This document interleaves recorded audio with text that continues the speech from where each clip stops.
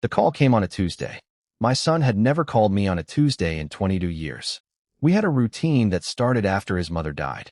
Every Sunday evening at exactly 7, he'd call. We'd talk about work, football, the weather, and whatever recipe I'd ruined that week.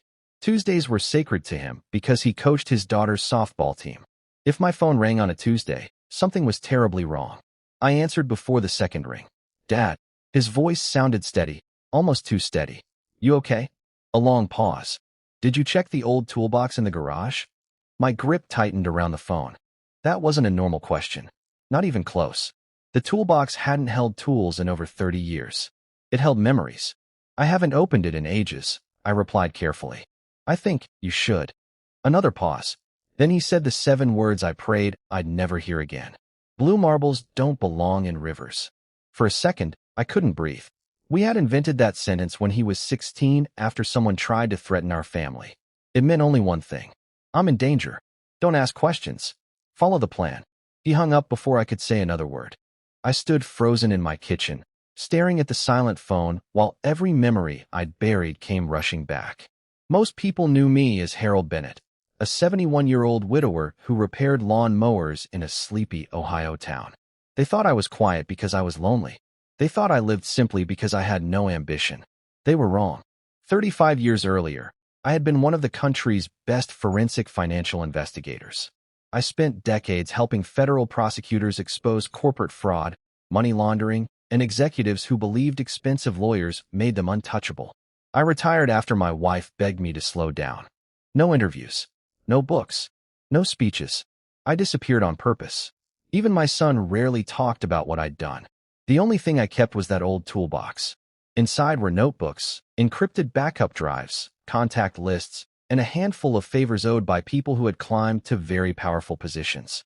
If my son had used our code, he believed someone dangerous was watching him. I walked into the garage. Dust covered the red metal toolbox exactly as I'd left it. The lock still clicked with the same combination. Inside was a sealed envelope with my handwriting. "If the code is ever spoken." I opened it. Everything I needed was still there. A secure phone, an encrypted flash drive, a notebook containing names of people I trusted with my life. I charged the phone while I searched for my son's company online. He worked as chief financial officer for a rapidly growing medical technology corporation called Meridian Biosolutions. The headlines looked perfect. Record profits, charity awards, innovation. But after 40 years in financial investigations, I knew something. The prettier the headlines, the uglier the books. An hour later, the secure phone powered on. One contact still worked. Margaret Ellis, now the Inspector General for a federal oversight agency. We hadn't spoken in 11 years. She answered on the second ring. "Harold, I need a favor." Silence. I was wondering if this day would ever come. She listened without interrupting as I repeated every word my son had said. When I finished, she asked only one question. "Do you trust him?" "With my life." "Then don't call him again. I'll start looking quietly." By sunrise, she called back. "Harold, your instincts were right." My stomach tightened. Meridian has been under confidential review for 6 months. Someone inside has been altering research reports connected to government contracts. My son. No. Then why the code? "Because," she said carefully, "your son refused to sign financial statements he believed were fraudulent." I closed my eyes. That sounded exactly like him. "He documented everything," Margaret continued. "Last week he informed the CEO he intended to resign and report the irregularities. And now, we believe someone is trying to frame him before he can testify." The room suddenly felt much smaller. They weren't trying to silence my son. They wanted him to become the criminal. If they succeeded, nobody would believe anything he said afterward. Margaret lowered her voice. "The CEO has powerful friends. If we move too early, evidence disappears. So what do you need from me?" "I need the version of Harold Bennett nobody remembers." For the first time in decades, I smiled. Not because I wanted revenge. Because someone arrogant had made the mistake of believing an old man fixing lawn mowers couldn't possibly see the game they were playing. And they had no idea. I had spent my entire career winning games exactly like this. Margaret told me to stay invisible for 48 hours. That sounded simple, but it wasn't. Every instinct I had as a father screamed to drive straight to my son's house and make sure he was safe. Every instinct I had as an investigator told me doing that could destroy everything. So I waited. And while I waited, I worked. By Wednesday afternoon, I'd built a timeline of Meridian Biosolutions from public records alone. Board appointments, acquisitions, government grants, executive bonuses, shell partnerships. None of it looked illegal by itself. Together, it looked like someone had spent years building a maze. The CEO, Victor Langford, fascinated me the most. He loved cameras. Every interview painted him as the humble genius who had built the company from nothing. Yet every major decision somehow benefited another company tied to one of his close associates. That wasn't proof, but it was a trail. Then Margaret called again. They've made their move. My heart sank. What happened? Your son's company laptop was discovered with altered accounting files. Anonymous emails were sent to the board accusing him of stealing investor funds. I know he didn't. So do I. But everyone else. They're starting to believe it. She paused. Harold, someone planned this months ago. I looked out my kitchen window as rain began falling across the yard. They picked the wrong man. No, Margaret corrected me. They picked the wrong father. That evening, my son finally came to see me. He parked 2 streets away before walking through the neighborhood like he was simply taking a stroll.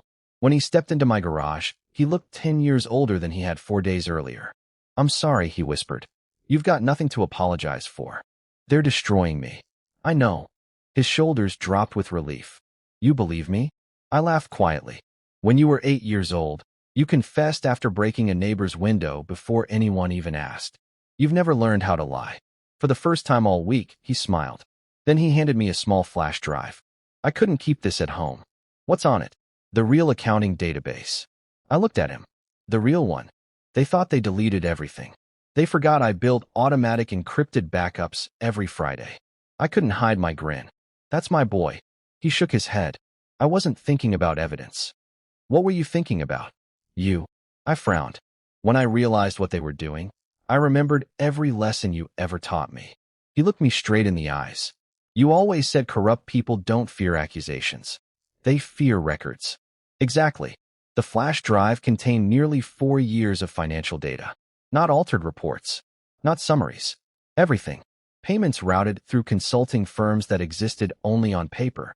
Executive bonuses disguised as research expenses. Government grants billed for projects that had never been completed. By sunrise, Margaret's team had verified enough evidence to obtain sealed warrants. But she still refused to move. I finally asked why. We're waiting for one more signature. Whose? The CEO's. Friday morning, Meridian held an emergency press conference. Victor Langford stood confidently behind a podium. My company has always operated with integrity, he declared. The misconduct of one executive does not represent our values. My son's photograph appeared on a giant screen behind him. Watching from my living room, I saw reporters writing every word. Victor looked completely relaxed. He believed he'd already won. Then a reporter asked the question nobody expected. Mr. Langford, did you personally approve the financial statements under investigation? He smiled. Absolutely. And are you saying those documents are accurate? I am. I reached for the remote and turned up the volume. Because Margaret had been waiting for exactly that answer. The moment he publicly claimed responsibility for those records, every false statement became part of the federal investigation. He had trapped himself. Within an hour, search warrants were executed at Meridian's headquarters. Computers were seized. Financial servers were copied. Executive phones were collected before anyone could erase them. The afternoon news interrupted regular programming. Federal investigators had entered the building. Trading of Meridian stock was temporarily halted. Board members began resigning one after another. Then came the twist none of us expected. Victor's own chief legal officer requested immunity. By evening, she had surrendered thousands of internal emails. Many contained direct instructions from Victor ordering employees to adjust research budgets and reclassify expenses before audits. One email stopped me cold. It had been sent 6 months earlier. If Bennett refuses to cooperate, make him the story. They had chosen my son long before he refused to sign those reports. He had never been the problem. He had been the obstacle. The following week, congressional investigators announced a formal inquiry. Investors filed lawsuits. Government contracts were suspended. Television networks that once praised Victor now replayed his own press conference beside the newly released evidence. The man who loved cameras couldn't escape them. As for my son, prosecutors publicly confirmed he had voluntarily preserved evidence that became central to exposing the fraud. Every accusation against him was withdrawn. A month later, we walked into a federal courthouse together. Victor passed us in handcuffs.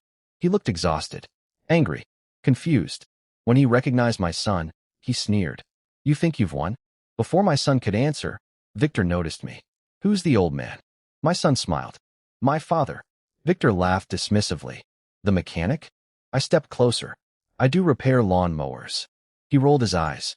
"And before that?" I held his gaze. "I spent 38 years teaching people exactly like you that numbers always remember." For the first time since seeing him on television, Victor's confidence disappeared. He finally understood why every move he'd made had been anticipated. Months later, my son accepted a position helping rebuild financial compliance for another company. Not because he needed the job, because he wanted honest employees to have the protection he almost lost. As for me, I went back to my little garage. Neighbors still brought me broken lawn mowers. Most of them never knew that the quiet old man tightening bolts had once helped uncover one of the biggest corporate fraud cases in the state. And I preferred it that way. Revenge isn't always loud. Sometimes it's patient. Sometimes it's simply refusing to let the truth die. The people who underestimate kindness often mistake it for weakness. They're usually the ones least prepared for quiet determination backed by evidence, integrity, and time. Before I tell you what happened next, subscribe and tell me in the comments where you're watching from tonight. I read every comment.